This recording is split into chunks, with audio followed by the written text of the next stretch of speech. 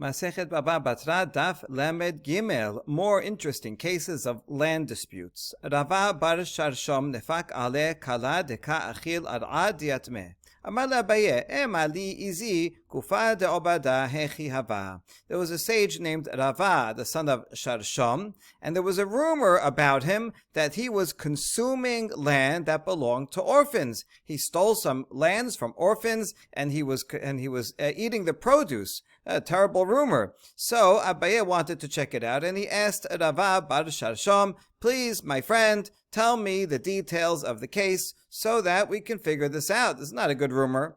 Amar le ar'ab b'mashkonta hava nakitna me'abuhon diyatme.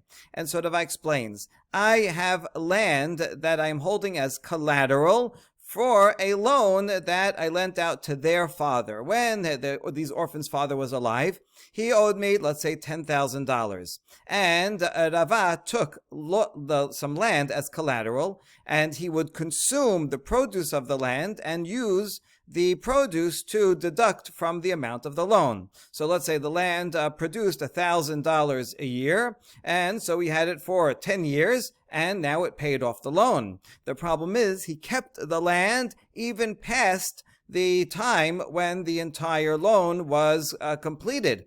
And therefore, a rumor came out that he is continuing to stay on this guy's land. The guy died in the meantime, and so now the land goes to the orphans, and Rava is still sitting on and consuming the land even after the terms were up and his loan was completely paid off. He was still consuming the land. However, Rava goes on to explain why. Rava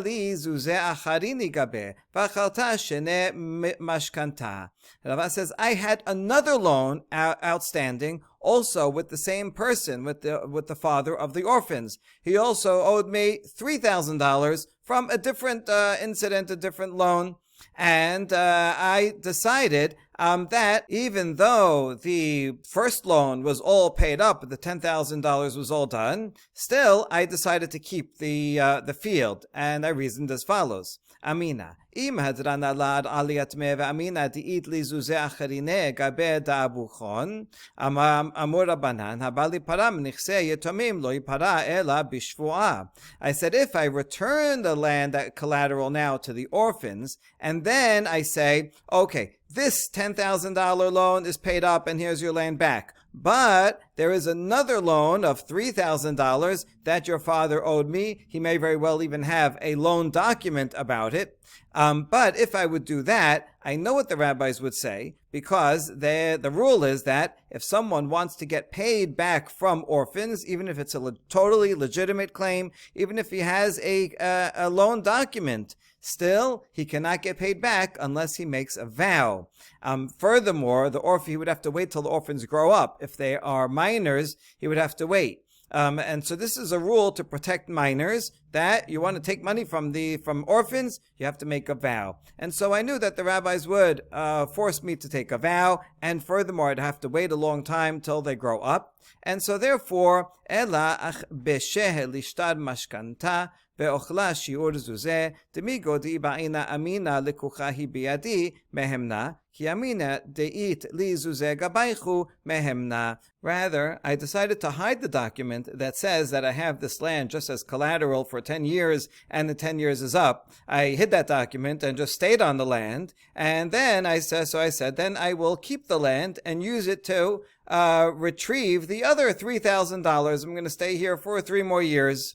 And you should believe me. Why? Because I have amigo. If I wanted, I could have lied. If I was lying, I could have said that I bought it. After all, I've been here for at least 3 years, so I have a chazakah. And I could have said, oh, I bought it from your father, and I would have been believed. So therefore, now that I say that I have a second outstanding loan, and I'm staying here on the land to get my loan paid back, you should believe me. And that's how this rumor started, right? In fact, it is true that the initial term of 10 years to pay back that first loan is finished, and I am staying on the land. That's what caused the rumor. But I have a good reason, because I'm owed another $3,000, and then when that's paid up, then I will give back the land. But if I give it back now, then I'm going to have to wait until they grow up, and then I'm going to have to make a vow. It's going to be difficult to collect, and so you have every reason to believe me, and therefore I am rightfully on this land. That was his claim.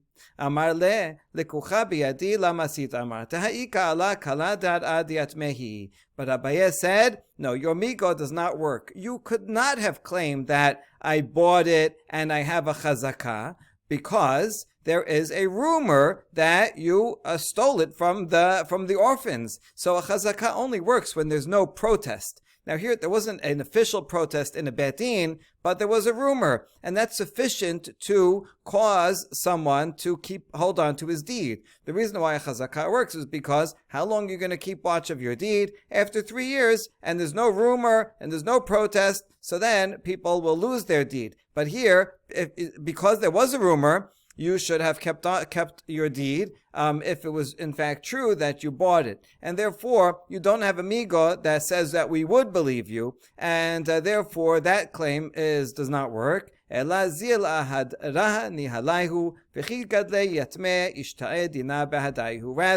you have to return the land to the orphans. You got it as collateral for what? For the $10,000 loan. That's all paid up. You have to follow the original terms and give back the land. The other loan of $3,000, okay, I agree. They owe you the money. You have a deed, fine. When the orphans grow up, then you'll take them to court and you'll make a vow and you'll collect it. That's a separate matter, and you cannot just hold on to the land because of the other loan. All right, end of that story. Next story. Keribed Rav Idi bar Avin shechib ushbak dikla. Rav Idi bar Avin amar ana karib na tefeh. Fahu gabra amar ana karib na tefeh. Rav Idi bar Avin had a relative who died and left a date tree as an inheritance to the closest relative. So Rav Idi bar Avin says, I am the closest relative. But there was some other guy, some cousin. He was a tough guy. Let's call him Tony. Cousin Tony says, I am a closer relative to the deceased, and therefore this is my tree. And because he's a tough guy, he went and grabbed it, and he had the date tree for some time, and he's eating the dates. In the end, after some time, cousin Tony admitted that, in fact, you know what, Ravidi, you are the closer relative, and I'm going to give it back to you. And so the case came to Rav Chisda, and Rav Chisda said, okay, so you admit that, and therefore the tree goes to Rav Idi from now on. Amar le lihadar li pered achal me'ahu yomad ad hashta. However, Rav Idi bar Avin says, I'm not happy just getting the tree that is mine and should have been mine all along. I want cousin Tony to give me back all the produce that he consumed this whole time. He had this tree for, I don't know, a year or whatever. And so he's eating the produce, but now he just admitted that I am the closer relative. I should have gotten it right away, and he took all that produce illegally. He should pay me back for everything that he ate. Amar zehu she'omrim alav adam gadol hu aman kasamich mor ahai haka amar da'ana mekarabna tefeh. However, Rav Chisda disagreed with Rav Idi's claim, and he even made fun of him. Rav Chisda says, is this the person that they say he's a great man? Right? That everybody says about you that you are a great sage. But this claim does not prove that you are a great sage, because here's the counter reason. Who are we relying on now to give you back this tree? On him, on cousin Tony. And until now, he's been saying that he is the closer relative. So everything depends on his word. We cannot go beyond his own admission, and his own admission is only from now and on. So, okay, fine, you get the tree from now and on. But since we're dependent on his admission to give you the tree, we cannot go retroactively and go before that, because before that, he was saying that it's his. So we cannot change it retroactively. One way of thinking of this is that cousin Tony said, it's mine, I'm the closer relative. And now when he comes and says, you know what, you're the closer relative, it's kind of like he's giving a gift. This is an admission. It's like he's saying, you know what, I want you to have it. He's just saying it in a way like, to be nice, that you're the closer relative. But really, it's like he's giving a gift that would only be from now on. And therefore, Rav Idi does not have a right to collect the produce that the other relative had gotten all along. And so Rav Chisda rejects Rav Idi bar Avin's claim. However, in a next generation, they reverse. They say that they disagreed with Rav Chisda. Abaye v'Rava la sevira lehu had Rav Chisda. Rav Chisda was in the third generation, and Abaye and Rava in the next generation said they do not agree with the reasoning of Rav Chisda. Kevan de ode, because once cousin Tony admitted, that's it, he admitted. What did he say? He didn't say, I'm giving it to you as a gift. He admitted that, you know what, Ravidi, you're the closer relative. That means Ravidi really did deserve the tree all along, and he should have gotten it on day one when they inherited it, and therefore all the produce that cousin Tony got in the meantime, he is obligated to pay back. So it's such an interesting structure of the Talmud here that you have this discussion. You have Rav Idi that says he deserves the produce, and Rav Chisda says, oh, see, you're not a great man, you're not a great sage if you think that. But in the end, Abaye and Rava disagree with Rav Chisda and bolster Rav Idi bar Avin's claim. Next story. זה אומר של אבותיי וזה אומר של אבותיי. היי תסעדד אבתיהו, והי תסעדד אחר שנה חזקה. You have two people, both of them have the same claim, that this land belonged to my ancestors. The other one also says, no, I inherited it from my ancestors. Now, they have different types of proof. One has two witnesses that say that it belonged to his ancestors. The other guy doesn't have witnesses to that, but he has witnesses that he is consuming the land for 3 years. He has a chazakah. So which one has the stronger claim? Amar Rav Chisda, ma lo leshaker iba'e amar le minach zebinta v'achartiha sheneh chazakah. Rav Chisda says we give it to the guy who has two witnesses that he was there for 3 years. Why? Because why would he lie? If he was lying, he could have made a better claim that we would have accepted. He could have said, I bought it from you, and I have a chazakah. And that we would believe because this guy only has witnesses that it belonged to his ancestors and he inherited it. The other guy is saying, fine, yes, you belong to your father, you inherited it, but I bought it from you and I have a chazakah. And he wouldn't need any other proof. He wouldn't need a deed because he has a chazakah and a ta'ana. He explains how we got it. We would have believed him if he said that. And therefore, we should also believe him now that he says that it was his father's. And he also has a chazakah, since the chazakah would have bolstered the chazakah claim that he bought it. Therefore, we should believe him when he says it's his father's, that he inherited it. That's Rav Chisda's opinion. Abaye v'Rava la sebira lehu had Rav Chisda mali leshaker b'mkom adim la amrinan. But here's another case where Abaye and Rava disagree with Rav Chisda because they say that we do not make a mali leshaker claim that, I could have had a better lie, when the current claim contradicts witnesses. His current claim is shelavotai, I inherited it from my ancestors. That's what they both claim. And now he's saying, you should believe me that I inherited it from my ancestors, since I could have made a different claim altogether and said that I bought it from you and I have a chazakah. However, the current claim that it belonged to his ancestors contradicts the other guy who has witnesses. His witnesses say that it belonged to his ancestors. And so, therefore, although he has a mali l'shaker, we do not use this logic to bolster a claim, when that claim contradicts witnesses. And now to the next case. Hahu da'amar le'lechavre, mai ba'it behai ar'a. Amar le minach zebani v'achartiya sheneh chazaka. Azalai tisadeh achalat tarte sheneh. Somebody goes to his friend and says, what are you doing on this land? This is my land. Get off. And the occupant of the land says, it was your land. I bought it from you, and I have years of chazakah. I've been here for 3 years consuming the land, and no one ever protested, and therefore I have a valid claim. It is mine. I am staying here. Now, the guy who has the chazakah went and brought witnesses that he has been on the land for only 2 years. He doesn't have witnesses for all 3 years. So what do we do? Amar Rav Nachman, Hadra Ar'a ve'Hadre Pere. Rav Nachman says, sorry, you don't have a chazakah. 2 years is not enough. And your claim that you were here for 3 years is not good, because you only have witnesses for 2. And therefore, you have to return the land to the claimant, and you also have to give him the produce of the past 2 years that you've gotten and since this land was not yours, therefore you were taking the produce illegally, and you have to return it all.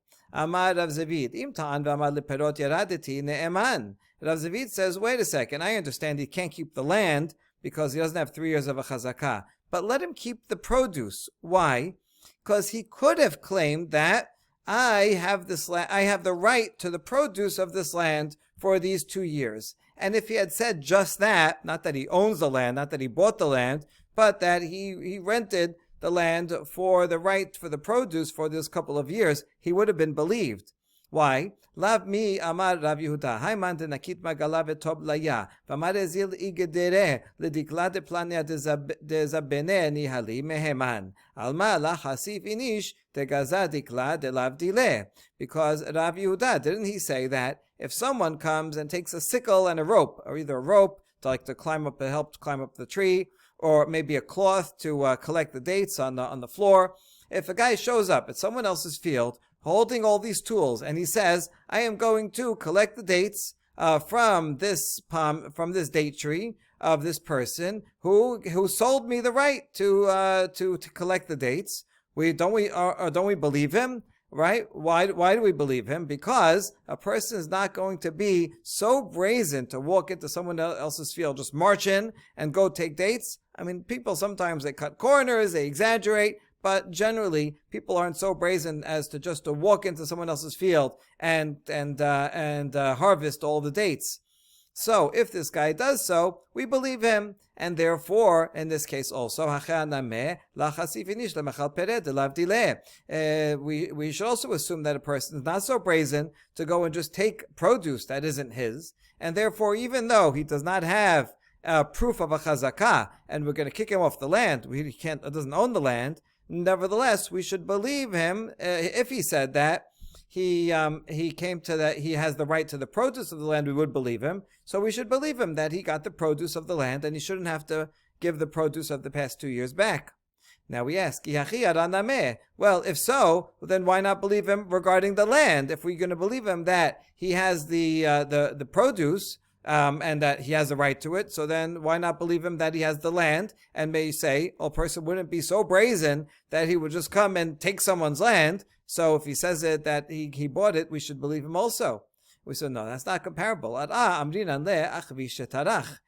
it's not the same, because for land we say, it's yours? All right, we understand people aren't so brazen, but if you bought it, then show the bill of sale, show the deed, because then there is a deed if you have a sale, and if you don't have a deed, and it's been less than 3 years, well then that's strange. That shows that there's something going on here, and it's probably not yours. Well,